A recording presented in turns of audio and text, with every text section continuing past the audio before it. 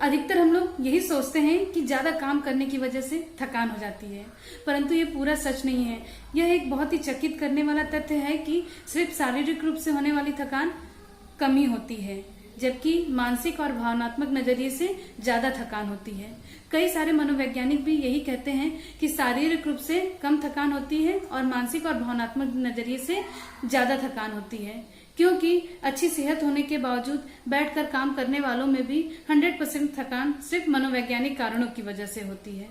तो इसलिए अगर हम वही कोई काम अपनी पसंद का कर रहे हैं तो हम बहुत अच्छे से करते हैं और उस समय हम नहीं थकते हैं, क्योंकि उस समय हम जोश में रहते हैं और अपनी पसंद का काम करते हैं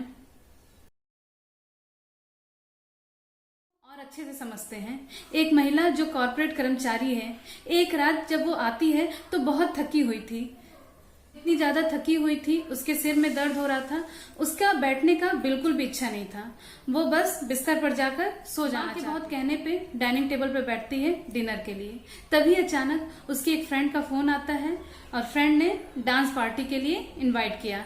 उसकी आंखों में खुशी की चमक थी और वो इतनी खुश थी, तुरंत अपने कमरे में गई और रेडी होकर डांस पार्टी में चली गई और वो नाचती रही। जब वो रात के 2 बजे आती है तो वो इतनी ज्यादा खुश थी, खुशी के मारे वो सो नहीं पा रही थी।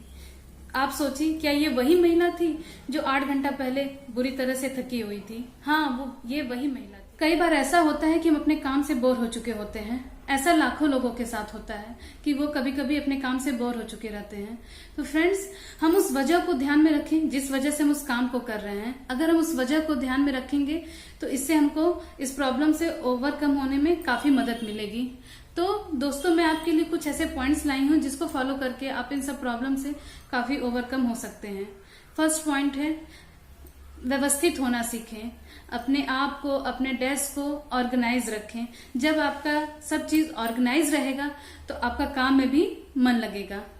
सेकंड पॉइंट है, रुचिकर काम से शुरुआत करें। सबसे पहले उस काम को करें जो आपको करना पसंद है, जिसमें आपका इंटरेस्ट हो। तब आप देखिए आपको कितना अच्छा लगेगा।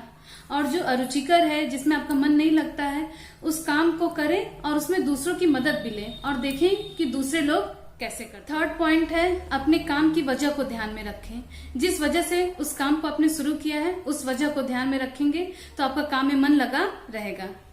फोर्थ पॉइंट है, अपने थॉट्स को और अपने इमोशन को मैनेज करना सीखें। अगर आपका थॉट और आपका इमोशन बैलेंस है, मैनेज है, कंट्रोल है, तो आपको काफी हेल्प मिलेगी और अपने आप जीवन में वो सब अचीव कर लेंगे जो आप चाहते हैं।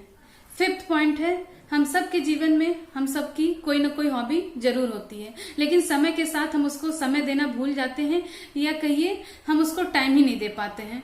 तो फ्रेंड्स, दिन का वो कोई भी समय, जब भी आपको थोड़ा सा भी समय मिले तो अपने ऊपर जरूर उसको स्पेंड करिए। भले ही 5 या 10 मिनट या 15 मिनट जो भी समय मिले। अगर जब भी आप अपनी पसंद का काम करते हैं तो आपको अंदर से बहुत अच्छी फीलिंग होती है और आपका हर काम में मन लगता है। तो अपनी हॉबी को थोड़ा समय जरूर दें। 6 पॉइंट है, मेडिटेशन।